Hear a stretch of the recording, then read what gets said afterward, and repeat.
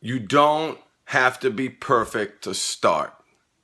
I'm saying that to you, and I'm saying that to me, and that's why I'm shooting this video today. There's no green screen, there's no teleprompter, there's no lights, I'm not professionally mic'd. If you look at some of my other videos, that's what you're going to see. And I realized that I had been trapped. That belief system trapped me because all the conditions for success needed to be present. You do not need all of those conditions for success to be present. You need a few of them. I have a gift and I want to share that with you. So I want you to think about your life and what's holding you back and why, and what's preventing you from taking that next step forward. Right? So look, I didn't shave. This is my new office. It's not decorated. There's nothing in the back behind me that's motivating and inspiring.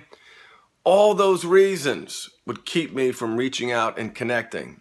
And that's not going to happen anymore. So you're going to see a lot more videos from me coming soon. I'm going to try to post one almost every day because I want you to learn from me, and I want my experience, you know, from a fired executive and inpatient, losing almost everything, to creating an amazing international company that's changing lives all over the world. So stop waiting and start doing.